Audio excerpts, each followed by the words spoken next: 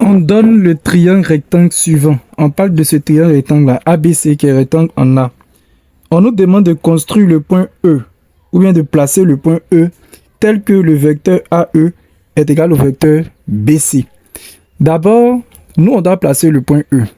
On nous parle de vecteur BC. Il faudrait que je vous montre où se trouve le vecteur BC. Quand on dit BC, on quitte de B vers C. Donc, je vais le mettre en rouge. Donc, voici le vecteur BC ici. Je passe en rouge à l'intérieur. Maintenant, je mets la flèche là où il y a C. Voilà, parce qu'on dit vecteur BC. Donc, je quitte de B vers C. Il est dirigé vers le bas. Maintenant, pour construire un vecteur qui est égal au vecteur BC, comme on l'a vu en classe de 4e, on dit que deux vecteurs sont égaux lorsqu'ils ont la même direction, le même sens et puis la même longueur. Donc, je vais m'arranger à ce que le vecteur AE que je vais construire tout à l'heure là ait la même direction que le vecteur BC.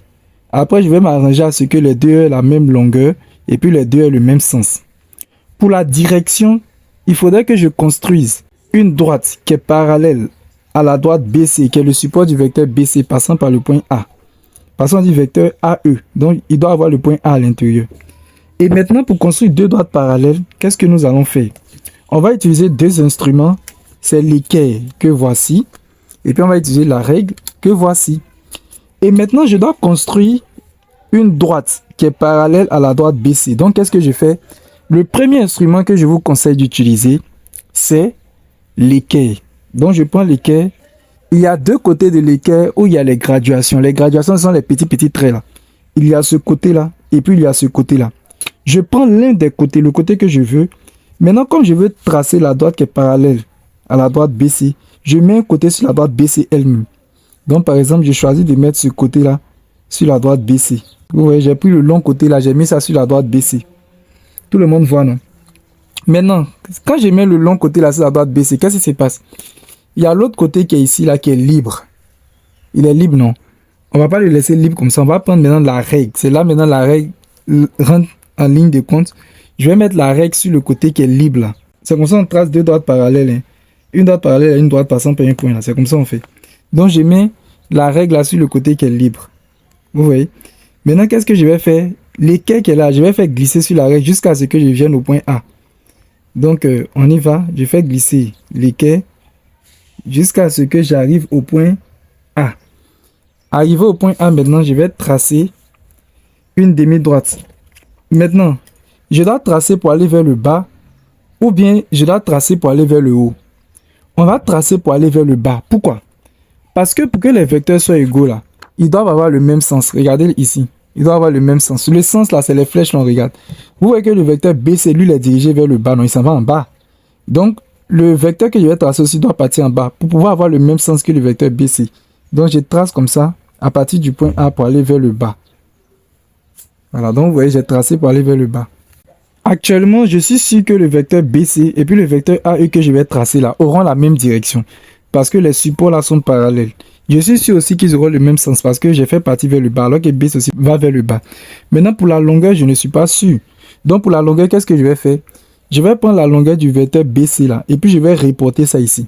Vous pouvez faire avec la règle. C'est-à-dire que vous prenez votre règle, vous mesurez si ça fait combien de centimètres. Vous venez mettre le même nombre de centimètres. Ou bien vous prenez le compas.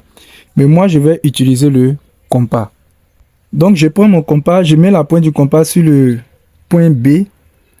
Et puis, je mets le crayon sur le point C. Voilà, donc, quand je mets le crayon sur le point C, je tombe quelque part ici. C'est bon? Maintenant, cette longueur-là, j'espère que tout le monde voit. Hein. Donc, cette longueur qui est là, je vais la reporter ici. Donc, pour la reporter, je mets la pointe sur le point A. Comme ça. Et puis maintenant, je fais un arc de cercle. Voilà, un arc de cercle qui tombe ici. Donc ici, où c'est tombé là, on a déjà le point A, il reste le point E, non? C'est le point E qui est là en question. Bon, je mets une flèche. Hein. Donc ici, là, j'ai le point E. Ce qui est là, on va gommer. Donc voici le vecteur AE en question. Et ce vecteur AE là est égal au vecteur BC. C'est tout. Moi, c'est Monsieur Soumao. Voici mon numéro WhatsApp.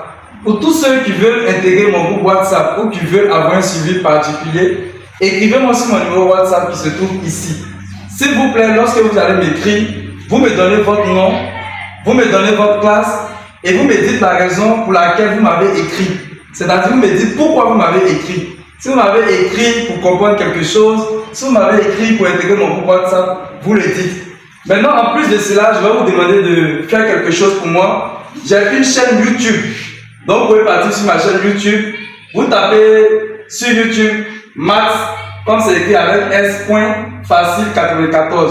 Lorsque vous allez taper cela, vous allez voir ma photo, vous vous abonnez. Vous allez voir le mot abonner, vous vous abonnez. Et cela va me permettre, va me donner le courage de pouvoir continuer les vidéos. Je vous remercie.